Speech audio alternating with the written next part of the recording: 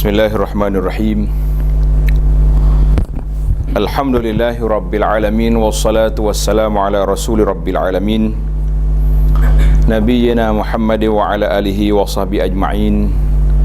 Allahumma allimna ma yanfa'una wa dhakkirna ma nasina wa anfa'na bima 'allamtana wa zidna ilma wa la hawla wa la quwwata illa billahil aliyil azim, wa ba'du. Jadi yang dihormati tuan rumah, sekeluarga, semua para tetamu muslimin dan muslimat, dan juga para penonton sekalian, Assalamualaikum warahmatullahi wabarakatuh. Alhamdulillah, kita syukur kepada Allah Azza wa Jalla kerana pada malam ini kita berpeluang untuk bual bicara secara ringkasnya, dia panggil tazkirah selepas Isya. InsyaAllah dalam kesempatan yang ringkas ini, ana cuba untuk bawa beberapa kisah motivasi keimanan kita kepada Allah Azza wa Jalla. Sebab Allah Ta'ala sebut dalam Quran, wa zakkir fa inna zikra tanfa'ul mu'minin. Berilah peringatan, kerana peringatan itu memberi manfaat kepada orang yang beriman. Kita ni alhamdulillah seorang manusia sifat dia lupa. Tak kira lah Melayu ke Arab pun. Ada orang kata Melayu mudah lupa, kita kata Arab serupa juga. Ya, kita tak mengaku kalah dalam bab main-main Melayu ni kan. Yang dia kata kalau kata nak kata Melayu je, kata Arab lupa, janji-janji tak datang. Pasal itulah setengah orang Arab ni kalau dia kata insya-Allah, dia tanya insya-Allah sungguh ke insya-Allah harap ni. Jadi dia balas sama dia. Kita kata tak usah duk main bangsa lah. Dalam masalah agama ni, Allah SWT pilih diturunkan Al-Quran itu kepada bangsa Arab Quraisy Al-Ummi yang tak membaca dan tak menulis. Sebab apa? Ini satu benda yang ajaib yang berlaku dalam dunia. Kalau dia dipilih, sedangkan bangsa lain lebih ke depan pada masa tu. Pada masa Rom lebih hebat dengan teknologi dia, dengan kuasa besar dia. Tiba-tiba Allah Ta'ala pilih Islam itu dia letakkan sebagai permulaannya di Mekah Al-Mukarramah, yang tidak ada pembangunan pada waktu itu kecuali ada Kaabah. Dan masyarakat dia terkenal dengan nama masyarakat Al-Ummi. Apa nama Ummi? Kita kalau Ummi ni panggil mak tak? Ummi bukan Ummi ibu ni. Ummi itu maksudnya orang yang tak membaca dan tak menulis. Dan Nabi kita sendiri terkenal dengan An-Nabiyil Ummi. Nabi tak membaca, tak menulis. Ada orang kata Nabi yang buta huruf. Tapi bagi anak lah, kalau kita nak kata Nabi buta huruf tu kurang selesa. Sebab bila kata buta huruf, makna orang tu tak cerdik. Biasanya buta huruf ni tak tahu apa ni kan. Dia kata maknanya tak cerdik, huruf pun bertukar. Kita kata Nabi yang tidak membaca, tidak menulis, sebab di sana ada benda yang ajaib yang Allah nak lahirkan daripada ketidakmembacaan Nabi SAW. Kalau Nabi baca, dia juga mengembara ke sana sini, dia selalu jumpa diskusi dengan orang-orang Yahudi, dengan bangsa-bangsa lain. Kita kata pelik apa? Dia bukannya buat keluar idea sendiri, dia keluar pandangan-pandangan yang sudah dicedok, yang sudah ambil daripada orang lain kan. Tapi oleh kerana dia tak membaca, dia juga tidak menulis, dan Nabi juga tidak mengembara seperti orang lain. Cuma beberapa kali je dia keluar. Contohnya waktu dibawa oleh Abu Talib kan. Abu Talib bawa dia pergi ke Syam sekali. Kemudian dia pergi berniaga ya dengan harta dengan Khadijah tu, yang diiringi oleh siapa nama pembantu dia tu, Maisarah. Maisarah tu laki-laki, bukan orang perempuan tu. Kita kalau bunyi rah-rah belakang tu, dia kata Nabi berkawan orang perempuan juga. Kata tak, laki-laki. Maisarah ni pembantu dia. Itu jadi yang dia mengembara. Tiba-tiba dia boleh bercakap dengan suatu perkara yang ajaib, yang orang nak tiru dia punya bahasa tak boleh. Maka itu dikatakan Al-Quran itu mukjizat. Al-Quran itu mukjizat, maknanya perkara yang luar biasa. perkara yang luar biasa, tak boleh ditandingi oleh orang Arab. Walaupun mereka tidak membaca dan tidak menulis pada saat itu, tapi kita kena tahu mereka sastrawan. Dia buat pertandingan syair, dia ada macam pesta tahunan, dia ada pasar Ukaz, Majennah, pasar-pasar ni masyhur. Jadi setiap kali ada pesta, dia akan berlawan syair. Mana-mana yang menang, dia akan ambil syair ni, dia gantung di Kaabah. Dia panggil dalam bahasa orang ngaji sastra, dia panggil mu'allaqat. Digantung di Kaabah. Mana hebat lah zaman kita ni, anugerah-anugerah dalam media lah, dah. Program dalam TV dah apa kita semua tengok. Tapi di zaman dulu, mana ada media dia lain daripada orang pergi tawaf. Oh ni hebat ni. Maka lahirlah mu'allaqat. Kalau kita nak kata orang dulu tak berhenti bercakap, tak boleh. Sebab mereka sastrawan, mereka ahli-ahli penyair. Tiba-tiba Nabi kita SAW baca Quran yang tidak mampu ditandingi oleh orang lain. Maka Al-Quran itu kita kena belajar bahasa. Dia panggil Al-Quran itu, satu dia panggil mu'jizat, satu dia panggil i'jaz. Ini kena tulis sikit bahasa ni. Nanti kita tanya pula lepas ni. Kalau tidak tak jadi kelas dah. Satu dia panggil mu'jizat, satu lagi dia panggil i'jaz. Mu'jizat ni dia bawa benda-benda yang future, yang orang tak boleh cakap masa tu. Bukan level dia nak bercakap. Kan dalam Quran ada ilmu maklumat tentang sains, tentang teknologi, tentang sejarah orang dulu. Tak boleh nak baca ni. Walaupun orang kafir kata asatirul awwali, ni semua ni dongeng, tapi dongeng apa, cerita berfakta macam tu. Satu lagi dia panggil i'jaz. I'jaz ni maknanya orang nak tiru dia tak boleh. Adalah dikatakan cuba-cuba Arab ni nak tiru dalam surah Al-Fil. Kan Allah Taala sebut alam tara kaifa fa'ala rabbuka bi ashabil fil. Jadi dia pun ambil juga cerita gajah. Dia kata al-fil wa ma adraka mal fil. Gajah, mu tahu apa gajah? Khartum tawil, jismun kabir. Hidup apa ni, belalainya panjang, tubuhnya besar. Apa cerita? Baik buat cerita kanak-kanak, tak payahlah nak sabar Quran, kan? Maka Allah Taala turun satu kitab. Dalam Al-Quran disebut dengan nama Kitabun dan juga disebut dengan nama Quran. Apa yang membezakan di antara dua perkara ini? Kitab dan Quran. Yang membeza dia apa? Kata di para ulama tafsir dan juga ulama tadabbur kata, bila kata kitab, sebab dia tertulis. Al-Quran itu asalnya ditulis di Lauhil Mahfuz. Mana tulis di Lauhil Mahfuz tu? Kemudian bila diturunkan di bumi, Quran juga ditulis oleh para sahabat. Dia panggil katabatul wahyi, penulis-penulis wahyu menulis. Dia tulis. Dia biasa dia tulis fi raqim mansur, itu di atas kulit belulang. Sebab kulit ni tahan lama. Kalau tulis atas kertas, sekali kena air hancur. Tapi kulit ni tahan. Sampai hari ni pun masih ada lagi di muzium-muzium yang menyimpan manuskrip lama. Tulisan-tulisan lama itu tidak rusak. Itu dia panggil ketahanan dia. Dan juga nama dia kitab.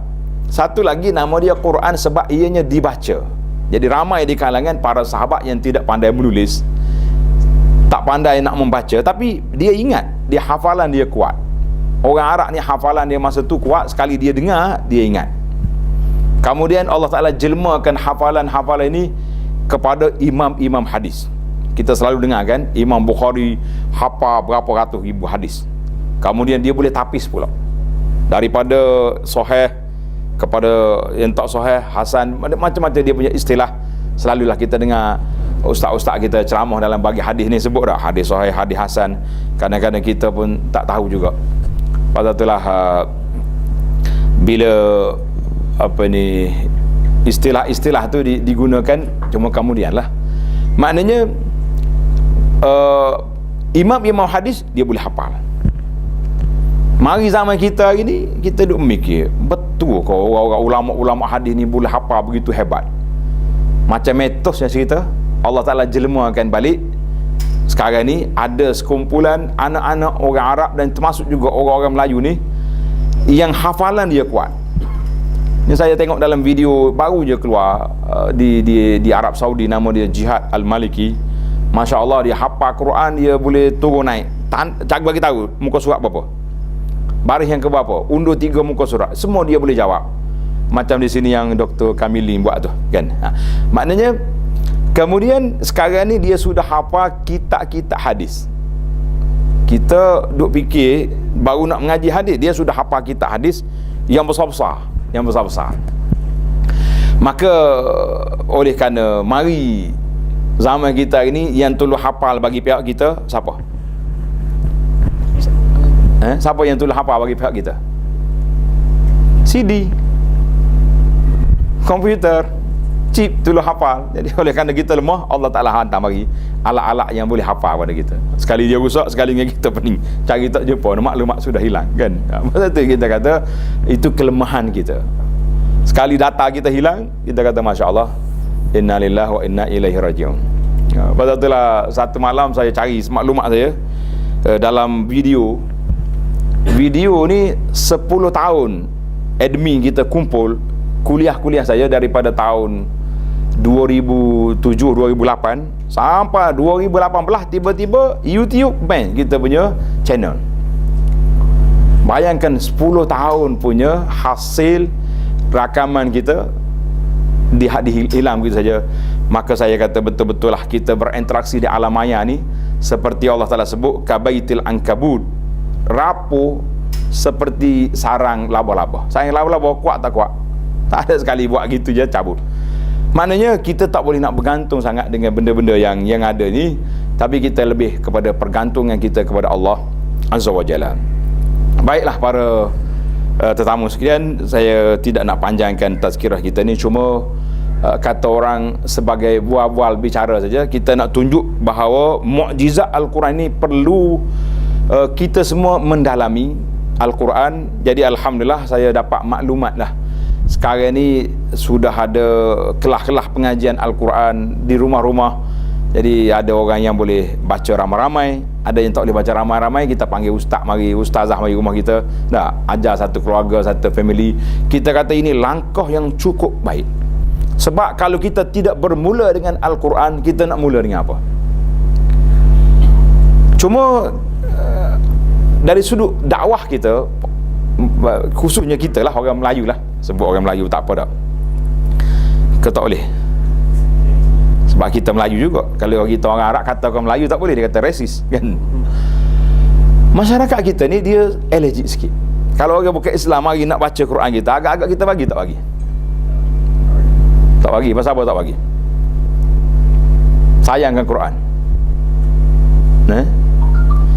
Saya pergi ke Jepun, Osaka.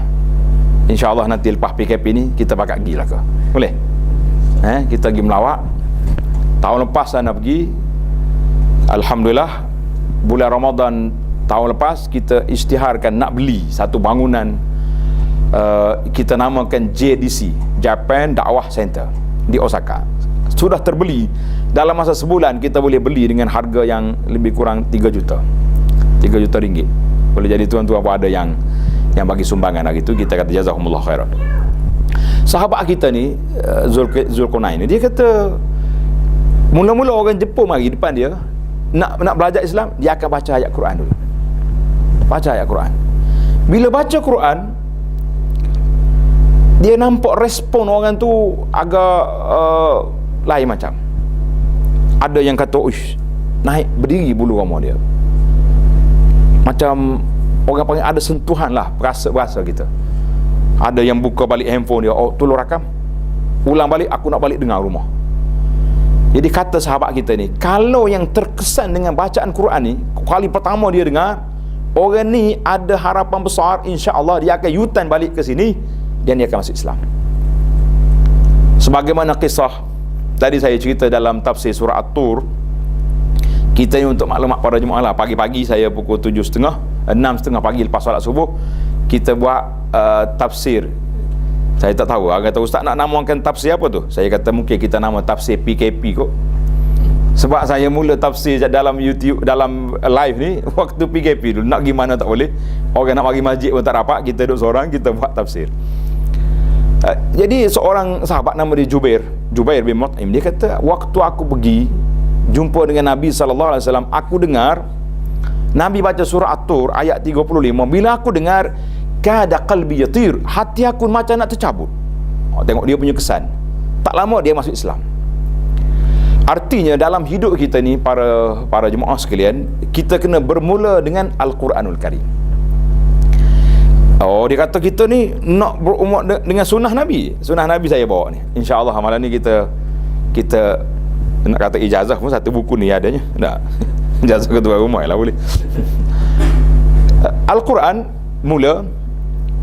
Ada orang kata, saya baca Quran lama dah ustaz tapi tak rasa apa-apa. Ini masalah kita. Tuan-tuan dan puan-puan, kita kena ingat kata-kata hikmah para ulama. Dia kata Al-Quran itu diibarat seperti buah kurma. Setakat ni, harga berapa buah kurma yang paling mahal beli? Doktor beli berapa? 100 kilo. Yang ajwah ni berapa? Tak ada hot mahal lagi, tinggi sikit. Kita nak naik up dia punya level tinggi. Biasanya muslimah beli banyak. 120. Lebih kurang gitulah dah dalam kotak tu. Kita nak buka kotak berasa sayang kau kotak tu. Nah, biar tak pakai buah tak apa. Sekarang orang mari tengok ni kotak mari Marino ni beli. Nah. Ajwah yang 100 ke 120 rial. Sedap ke bang dia? Ada bang? Kalau kita tak ada big, kita buka je big, Allah, Masya Allah, semerbak bang, ada? Tak ada. Itu bandingan Al-Quran. Al-Quran ni comel setara mana pun dia. Kalau kita beli, saya pergi ke Jakarta beberapa tahun dulu, pergi di toko buku yang besar, gedung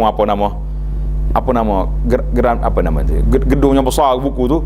Dia kata, bapak mari sini, tengok kita punya Al-Quran ada 200 jenis. Al-Quran 200 jenis. Saya kata, mau bikin apa? Satu pun boleh habis baca. Dia kata, bapak boleh bikin koleksi. Saya pun mikir, bila pula sabab nuzul Quran ni jadi koleksi kan? Tapi tak apalah, kita kan suka kan kalau orang mari jual Quran hot pelik, 20 dalam satu beli lalu. Waktu dulu orang mari jual Quran yang boleh baca dengan pen tu, Allah, saya ingat laku sungguh masa tu. Sekarang ni tak apa laku dah, sebab dia boleh baca kat YouTube dah, tak payah beli-beli lah kan? Maknanya kalau kita beli Al-Quran yang mahal sekalipun di percetakan King Fahad di Madinah, Al-Quran yang paling mahal harga dia 1,200 tak silap saya, 1,200 rial. Saya kata, nak apa ni? Dia kata, buat letak atas kawinan tu lah, letak atas bekas tu. Kata, baik beli duit, orang perempuan boleh beli gelang, boleh beli cincin dah, barang-barang kemas duk letak Quran tu, nak baca pun takut. Orang nak sentuh kita marah, 1,200 kan? Jangan cari Quran aku mahal-mahal tu. Jadi tak memberi kesan. Maka kita balik kepada ibarat ulama tadi. Dia kata Quran itu ibarat seperti buah kurma. Maknanya kurma ni kalau tidak dimamah, tidak dikunyah, kita tidak akan rasa kemanisannya. Quran macam tu juga. Kalau setakat kita tengok saja, kita simpannya dalam almari, dalam rak buku buat koleksi dah, tetapi kita tidak belajar, kita tidak tadabbur makna dia, kita tidak memahami isi dia, kita tidak akan mendapat kesan yang besar di dalam jiwa kita. Maka kita kena letak tahap yang pertama, belajar Quran. Bila belajar, kita cuba memahami, tadabbur. Alhamdulillah sekarang ini sudah ada bahasa Inggeris pun ada, bahasa Malaysia pun sudah ada, bahasa Melayu pun ada. Maknanya kita boleh ambil peluang-peluang yang banyak ini. Kemudian isu yang ketiga iaitulah kita cuba memahami, belajar tafsir dan isi-isi kandungan Al-Quran. Maka para ulama telah mengatakan bahawa Quran itu dibaca dengan 3 dimensi. Dibaca dengan lidah seperti yang kita baca tu, Bismillahirrahmanirrahim. Kemudian dibaca dengan hati, itu dia panggil tadabbur. Kemudian kita baca dengan anggota, itu maknanya amali. Maknanya Al-Quran itu kalau dia tidak diamalkan, maka tidaklah sampai kepada peringkat fungsi dia sebenar. Sebab itu penjajah, waktu dia menjajah negara kita ke negara umat Islam, dia tak marah orang baca Quran. Tak ada penjajah marah, awak ditangkap kena baca Quran. Tapi kalau kita berjuang nak laksanakan undang-undang Al-Quran, pada waktu itu jangan harap. Mungkin mati tak berkubur, kata orang. Balik tak tahu rumah mana, tak tahu kubur di mana. Sebab penjajah tahu bila orang ni berkorek Al-Quran, pegang Al-Quran, maka dia akan dapat kesedaran tanggungjawab Al-Quran itu besar. Seorang pengkaji barat, nama dia Gary Miller. Pernah dengar nama pakcik ni? Pernah? Apa nama buku dia? Nak dengar ni, tulis nama buku dia, boleh cari dalam internet ni. Nama dia The Amazing Quran. Sebab kita duduk ni zaman sains ni, kalau kita tak kaji benda-benda gini, kadang-kadang kita nak interaksi dengan anak-anak kita yang duduk baca sains, duduk main gadget siang malam ni, agak janggal. Macam orang tua bercakap dengan orang muda, tak boleh nak pergi. Dia panggil tak masuk line. Bila kita bercakap dengan bahasa dia, Gary Miller, dia punya dia asalnya orang Kanada. Dia telah diberi grant oleh kerajaan supaya mengkaji Al-Quran, di mana kelemahan dia dan di mana fakta yang silap, untuk dijadikan peluru puak-puak missionary, puak-puak pendakwah Kristian apa benda ni, untuk nak menyerang balik kita. Ingat, Al-Quran itu mukjizat. Jangan berani-berani nak cabar. Dia ambil Al-Quran 1 tahun dia kaji dari sudut ni tak jumpa, cari dari sudut kelemahan tak jumpa. Selepas daripada setahun dia tak boleh tahan, dia telah mengisytiharkan dia dengan nama Abdul Ahad, mana dia telah masuk Islam. Bila masuk Islam, dia tulis kitab tadi, The Amazing Quran. Cari, bukan Amazing Quran yang dia janji cetak tebah terjemahan tu dah tu, itu Cordoba punya apa ni, karya Bestari kata saya lah. Itu lain. Yang nak hak ori kecil ya buku. Saya harap kita boleh download dan boleh baca. Mudah-mudahan dia memberi kesan dalam jiwa kita untuk mendalami Al-Quran, insya-Allah. Ramai lagi lah kalau kita nak baca. Seorang lagi pengarang barat juga, yang Perancis, yang nama dia Maurice Bucaille tu. Pernah dengar nama tu kan? Maurice Bucaille yang tulis kitab Taurat, Injil tu. Ni pakar bedah ni, satu jawatan ni. Dia pakar bedah. Dia ni telah diberi penghormatan oleh kerajaan Perancis untuk buat pembedahan kepada mendiang Firaun. Bukan main-main. Mendiang Firaun. Firaun ni tak ada lah orang paling hebat lagi dalam dunia ni. Tak.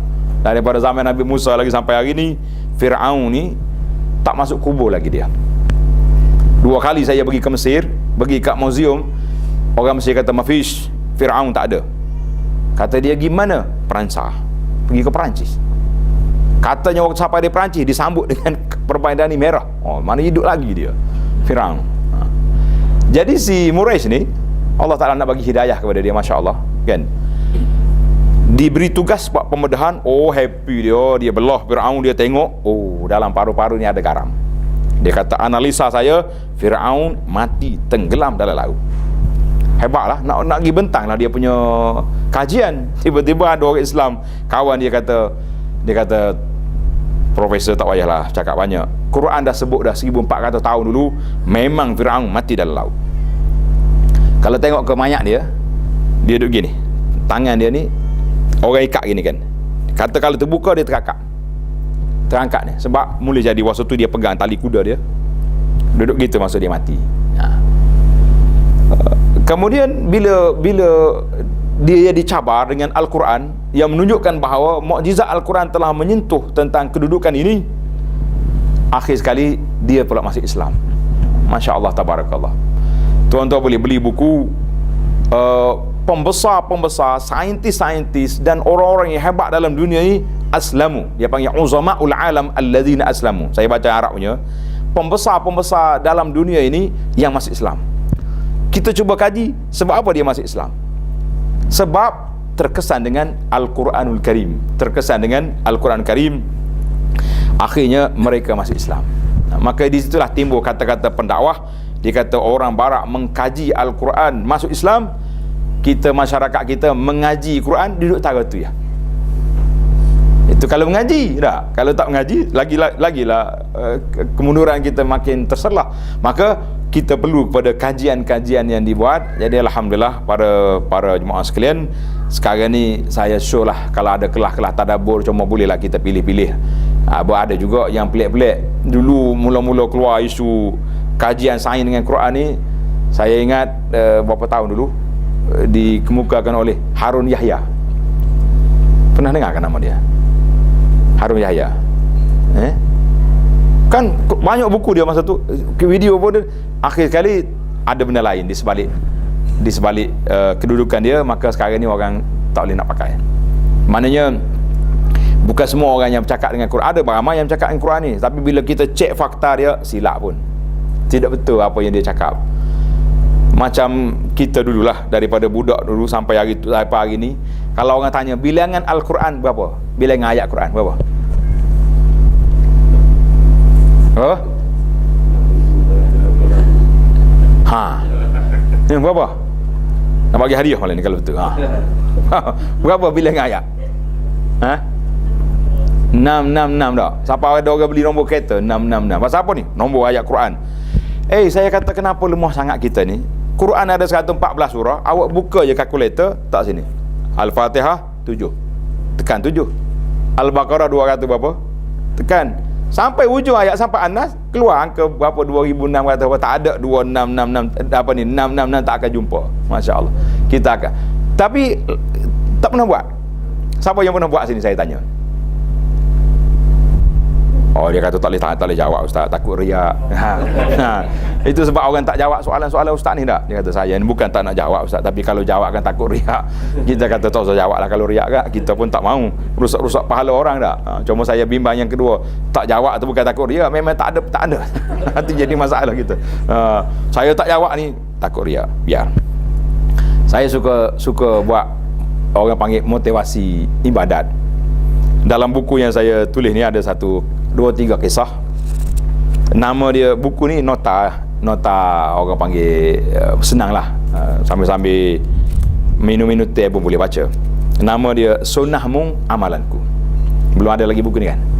Sunnahmu Amalanku ni nanti Ustaz Reza buat, boleh bacalah dalam grup dia tu insya-Allah. Saya okey dengan dia je. Dalam ni ada cerita bagaimana para sahabat radhiyallahu anhu apabila dia menerima sunnah Nabi sallallahu alaihi wasallam. Contohnya seorang isteri Nabi, nama dia Ummu Habibah. Ummu Habibah ni nama dia Ramlah binti Abi Sufyan.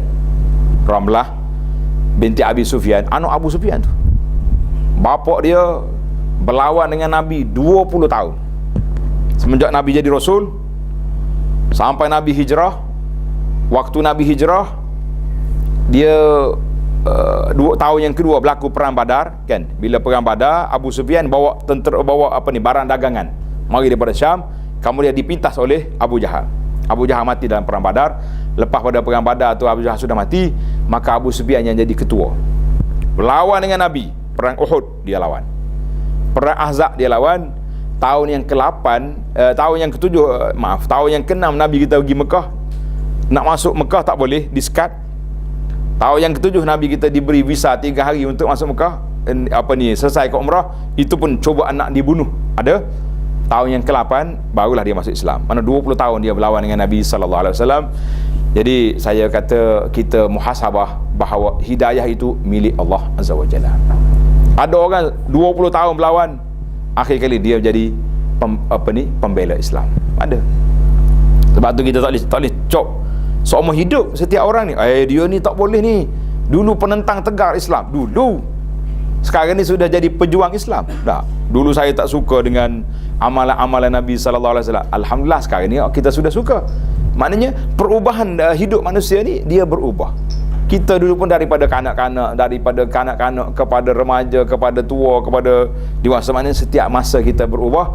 Yang tak berubahnya, untuk maklumat para jemaah sekalian, ahli syurga je tak berubah. Berapa umur ahli syurga? Ahli syurga berapa umur dia? Kalau kita masuk muda sangat kan, tak nampak tak matang tak? 17 budak-budak. 33 sekitar itulah, 33 34 tahun umur, dan dia tidak akan berubah. Kenapa ahli syurga tak berubah dah? Umur dia tak boleh buat happy birthday, tak ada. Sebab apa?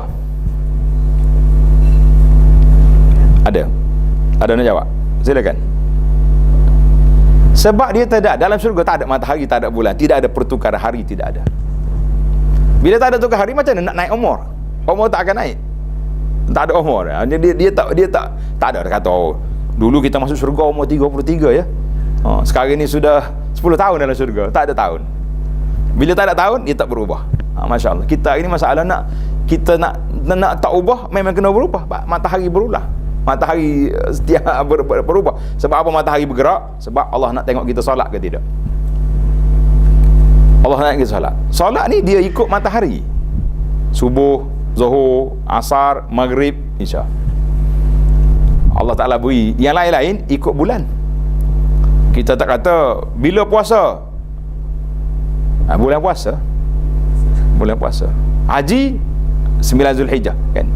Tapi solat dia tak ikut bulan, dia ikut matahari. Pasal dia bersifat harian. Allah Ta'ala beri pada kita. Maka yang tak berubahnya ahli syurga.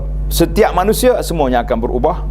Pasal itulah kata di para ulama, para pengkaji, ahli-ahli motivasi, dia kata orang atas dunia yang tak nak berubah, sama ada orang tu bersifat jahil ataupun bertarah seperti orang mati yang tak boleh berubah. Kita hari ni, kita jangan tak diri kita di peringkat itu. Pasal itulah bila mari hadis Nabi SAW, Ummu Habibah kata apa? Aku dengar satu hari Nabi kita bersabda, siapa dia jaga 12 rakaat satu hari satu malam. 12 rakaat ni berasa banyak ke sikit? 12 rakaat solat sunat banyak ke sikit? Tak apa nak jawab dah dia. Dia kata ustaz kami tarawih apa 8 je. Masa jadi imam entering baru ni tak letak lagi jabatan kalau tak dah. Imam ramai jadi imam entering sekarang ni, tak nak pergi masjid, dia pakai kita solat di rumah lah, pandai dah aku jadi imam. Tak. Berapa rakaat buat? 8. Tiba-tiba ustaz nak bagi 12. Tak nak naik taraf. Ini 12 rakaat ni dia panggil solat sunat rawatib. Bermula daripada sebelum subuh, 2 sebelum zuhur, 2 lepas zuhur, 2 berapa? Tak, yang 12 ni, yang package ni. Dah 8 kan? 2 belum subuh, 4 belum zuhur, 2 lepas zuhur, 8, 2 lepas asar.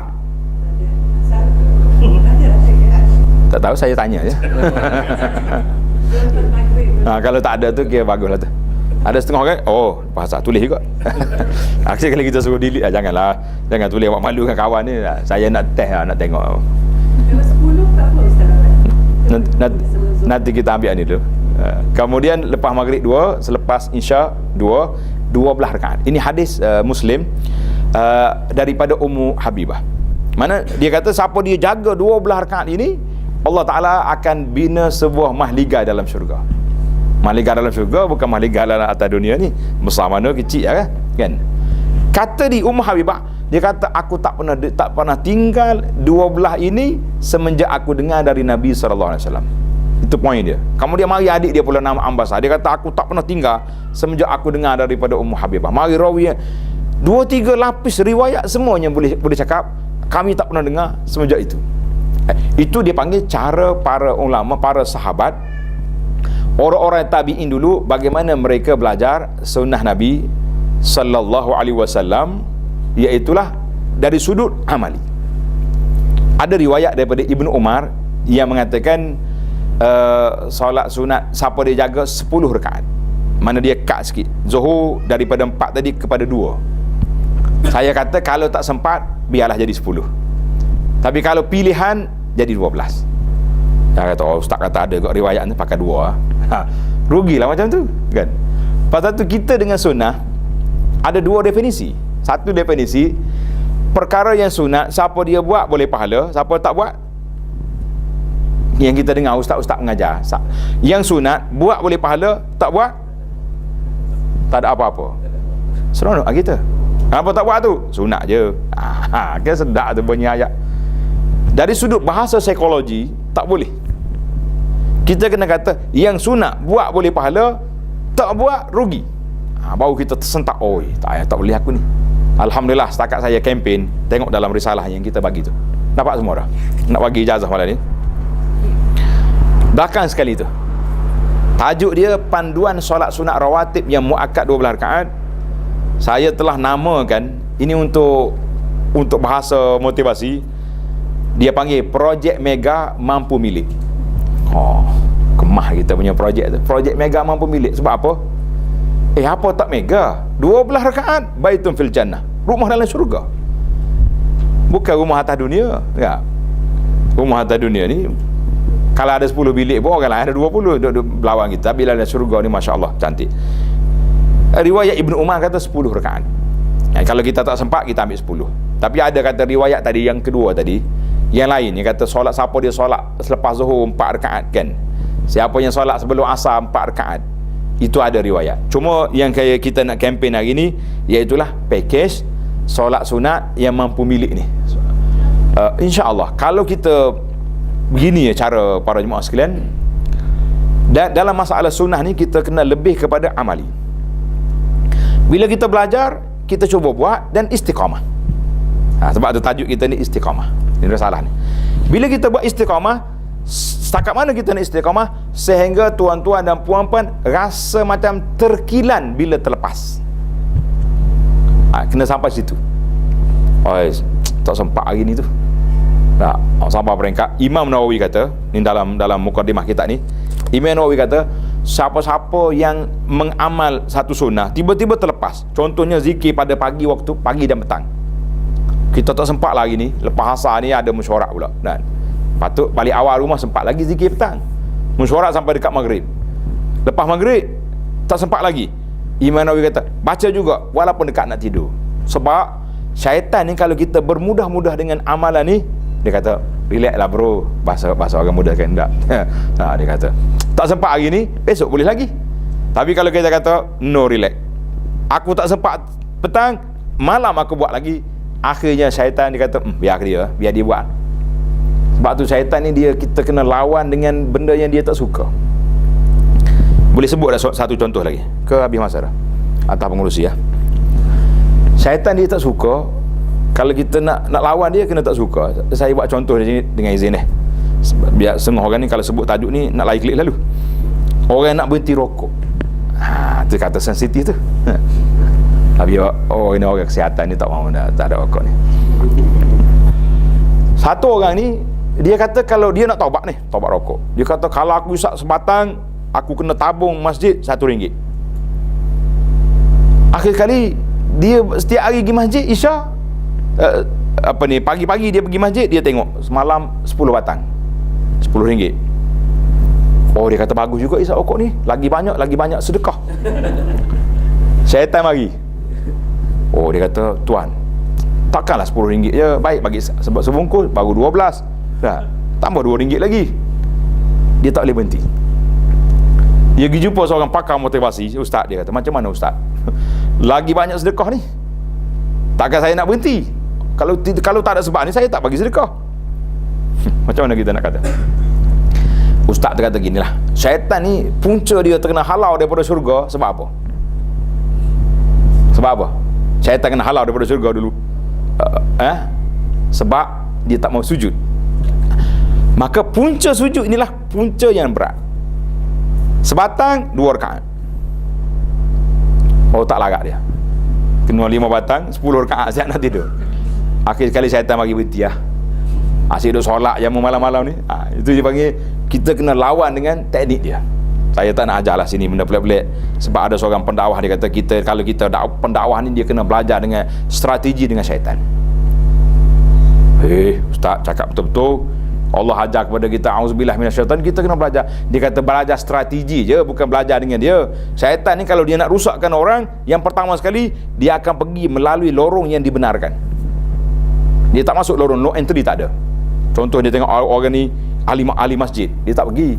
Tuan, malam ni kita ada kepok di stadium. Gila mu, aku kepiuh baru beli Mekah ni, takkan nak pergi kat kepok pula. Tapi dia datang, tuan, cuba tengok belakang kiri kanan. Tuan orang yang pertama masuk masjid hari ni. Soft, mari. Oh, hebat aku. Pak Haji tu pun tak nampak lagi. Jadi dia masuk lorong riak. Mula masuk, bila riak, dia akan mari takabur. Itu dia panggil strategi. Yang kedua, dia tak akan putus harap, tak akan putus asa. Selagi tak dapat tahun ni, tahun depan 5 tahun lagi rusak. Contohnya kita macam tu jugalah.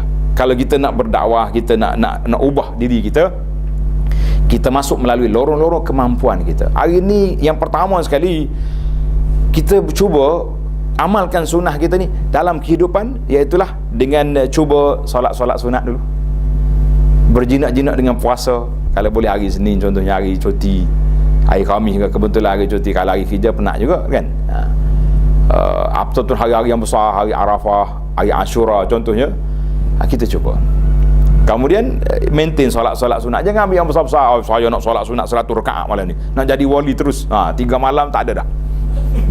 Malam pertama 100, malam yang kedua 50, malam yang ketiga tidur dah dia.